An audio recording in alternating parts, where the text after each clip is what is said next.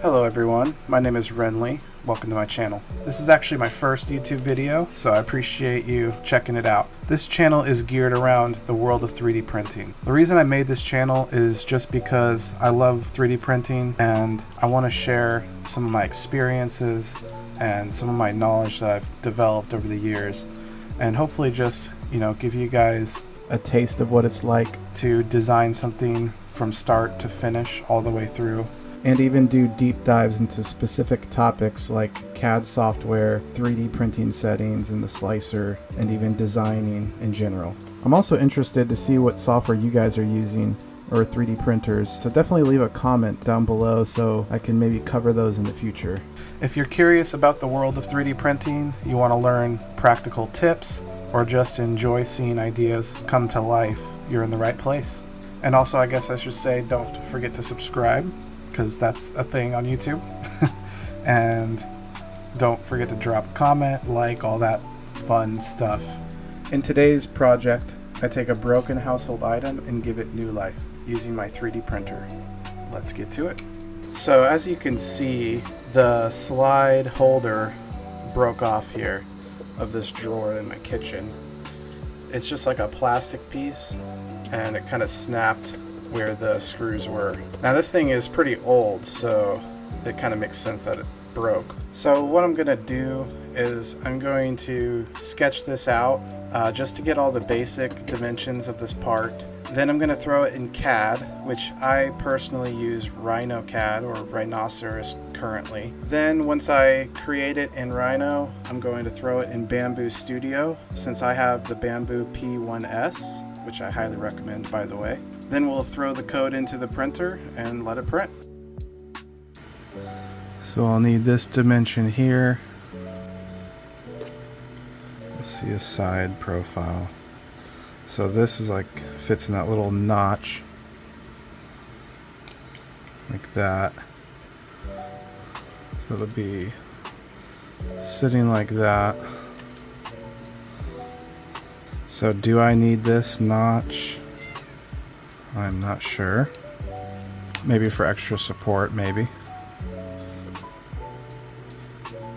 So I don't have to design this exact shape, but I definitely need to fit it into the slide. And it's probably a good idea to use the same position of the screws. So let's see the dimensions here. So we're at, what is that? It's like 18.5.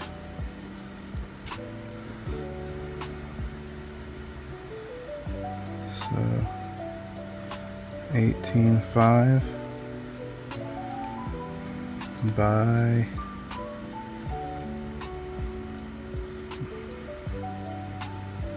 15.5.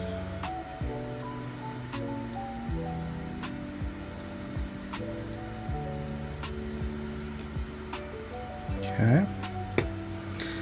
Now, let's see how far apart those screws were. It's about basically 10. So, let's just draw this out real quick. 'Cause why not? Doesn't have to be perfect. Right? What was that? That was about basically 10 millimeters.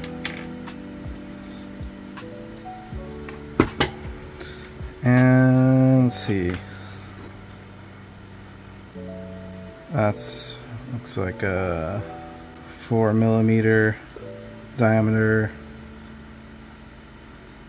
So the screw is about 4 millimeters in diameter, and by, you can use this side as well.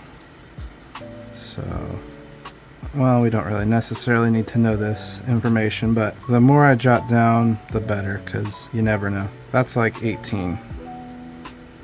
Okay, so we've got some of our basic dimensions. Might as well get the thickness of this thing as well. Really, we just need this thickness here. It's not critical, but it's good to know. So that's about 2 millimeters. So I'm just gonna do it like that. So if it's sitting in the drawer like this, right, we would need to know from the screw down to this square, what's the distance there. So we need to know from here to here. So what is that distance? So, and I guess, you know, there's gonna be a thickness here, so it's gonna be like the inside. So we're gonna have to kind of eyeball it. It's not gonna be easy to get a perfect dimension here, but should be able to get the job done. There we go, maybe like that. So roughly right there, so about 101. Do I actually really need to 3D print this part? I don't think so. I mean, I could simply glue this back on. That would be the boring way, but we want to do the fun way. Do I want this in there? Do I want to be able to latch that in the back for extra support? I don't know if it's necessary or not. So I think in the first design, I'm not going to do it. And then if it fails, then maybe we'll add it in. But I don't think we might need it. I want to try to do the minimalistic design, like the least amount of stuff we need. Because like this part here, I mean, when you get towards where the rail is, it's like pretty structurally sound. Like it's not breaking, it's strong. But then the weak points are like right where, of course, it broke, right? And it's pretty thin there. So I think maybe we would want to make this a little bit thicker, potentially, to help that. And maybe it can just be a uniform thickness all the way to the square. I'm going to put this dimension in there as well, just as a reference. So when we're making it, it can be somewhat similar to that. That's 31 millimeters. This is top, side. And then if we minus the thickness, so minus the thickness of 2, or I can just do this, 2 millimeters. Sweet.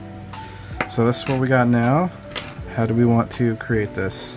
So let's just draw what we need critically first. So again, this is 10 millimeters. That's from the ends of the circle as well, not the centers. So then it would be, you know, this was 4 millimeters and 4, right? So then we also need this square over here. So what's a simple way to do this? I mean, really it's just maybe kind of like in 3D printing where you have a skirt around it. That's what I'm kind of imagining right now. So maybe just put like a skirt around it. So we definitely want to have some thickness here for to make a wall. So I might as well just use the same thickness as the previous. That seemed to be fine. So that's 2 millimeters. It's 18.5. Maybe we'll do around the holes, maybe another 2 millimeters. Add some thickness here. Then we'll just kind of go around it like a skirt. I mean, basically it looks pretty similar to the actual design. It's not as wide.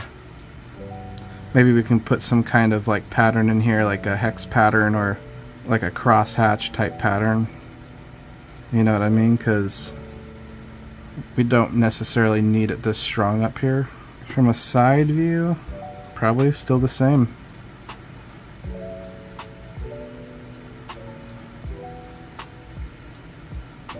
Should we make this thicker? I think so. That's pretty thin. I don't know exactly why it failed. I mean, this is a really old plastic, so maybe over time it just got more brittle and just broke. When we look at the holes, they're not circles. It's like this slot.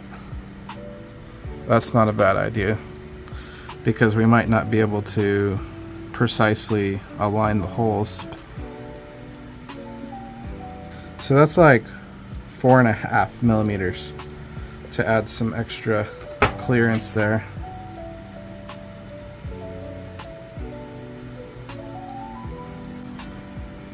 I think that's good for now, so let's throw it in the CAD.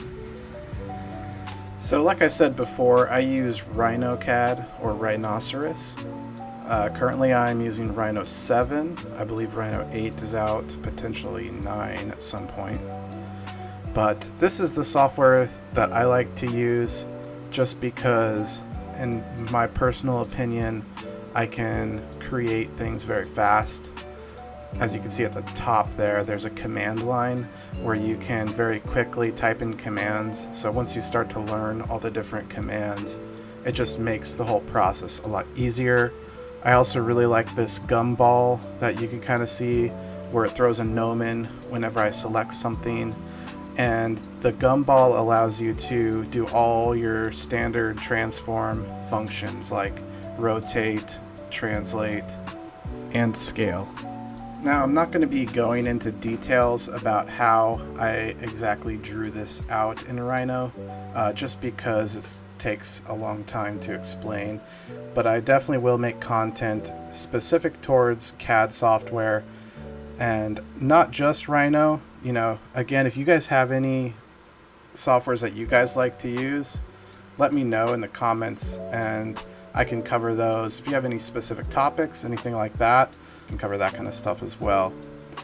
But as you can kind of see here, you know, I'm starting off by simply sketching out the drawing that I made in real life, and I'm starting off by making a flat wireframe on the top view. Something that I think is very important is staying organized.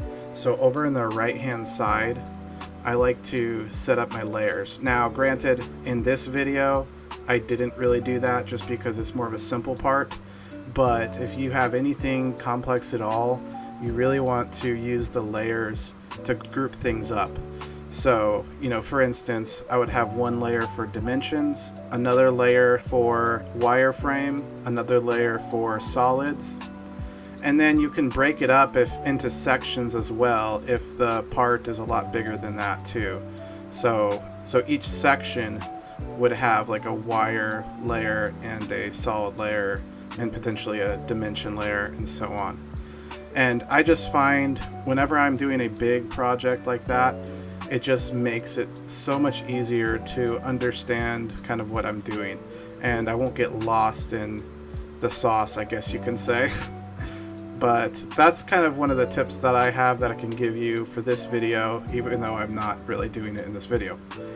But now you can see kind of what I was talking about, where I create this crosshatch type pattern. There's a command in Rhino for that specifically, and I was kind of fiddling with it a little bit. It was kind of hard to get some thickness on the little cross hatches there, but I will eventually figure it out, as you'll see. But this is just one way to do it. Of course, you don't have to use that specific command. You could just create one diagonal line and then you would just copy and paste using the translate tool. And again, that's another reason why I really like that gumball, because the gumball, and you can see at the bottom left or the bottom center of the software, there's a little button down there that says gumball. You can turn that off and on. But that's one of the most utilized tools that I use in here, just because it has all those basic commands. So for instance, I can translate something by simply just clicking the arrow and typing it in. I could also hold Alt and then click the arrow, and then it would actually also copy it as well. So there's really nice things like that that you use commonly that you can do. Now, one thing you'll see me do here is I'm going to use something called set view.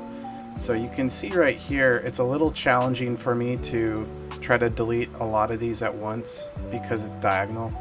So I use this set view to rotate the whole thing 45 degrees. And now you can see I can kind of draw a box over each row instead of each one individually, and I can save a lot of time this way. Creating this crosshatch pattern definitely took the longest to do. I don't know why exactly I do it, I just have an obsession with patterns, I guess. It does make the part look nicer, and you are saving some material because those diamonds are going to be blank space.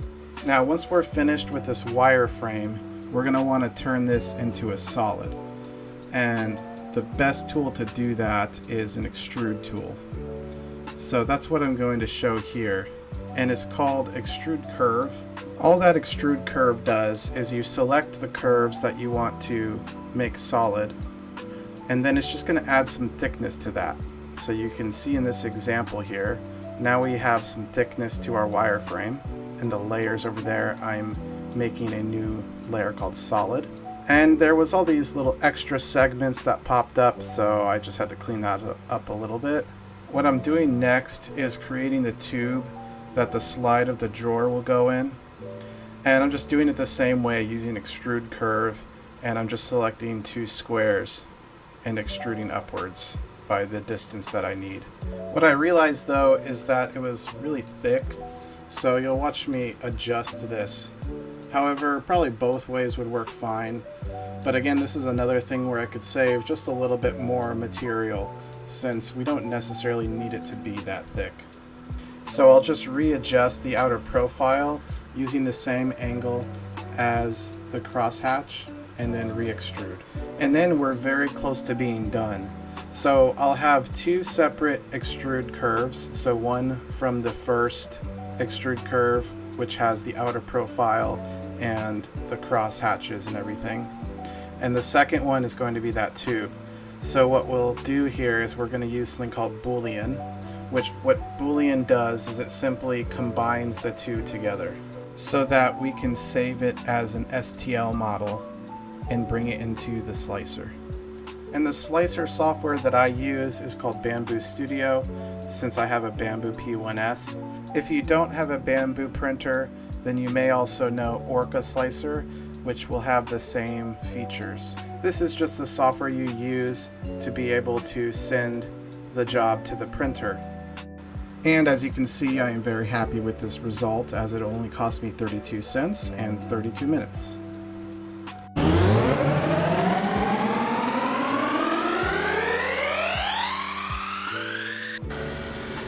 And the part is done. So overall, I'm pretty happy with this result. It seems flexible but still rigid, so I do think that this will probably work out, but we'll find out. So let's compare the two and see how they stack up.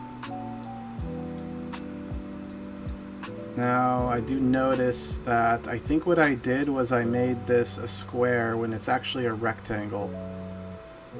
However, I used the larger dimension of 18.5 millimeters, so I think that should be okay. And then the holes do line up pretty perfectly there, so should be good. Now let's go install it and see if it works.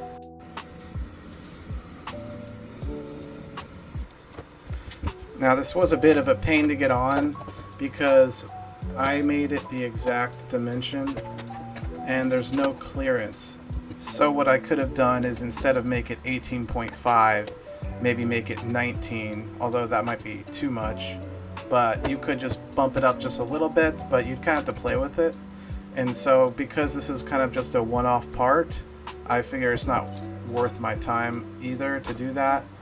And, you know, I'd rather have it tighter so I make sure that it's like locked on the slide anyway.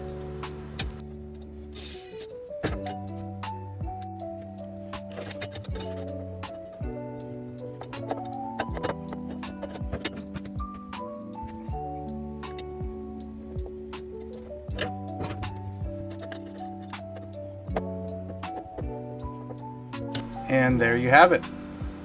Looks like I got it to fit. It's screwed in. Seems pretty tight. Doesn't look like it's going anywhere.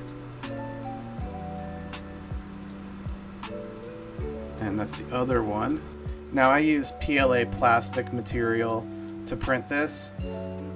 It would probably be better to use like PETG or even like ABS or something like that to make it a stronger plastic, but it was only 32 cents though, so I'm okay with this. And somehow it worked the very first print, so I will take that all day long. I hope you guys enjoyed my video, so like and subscribe for more.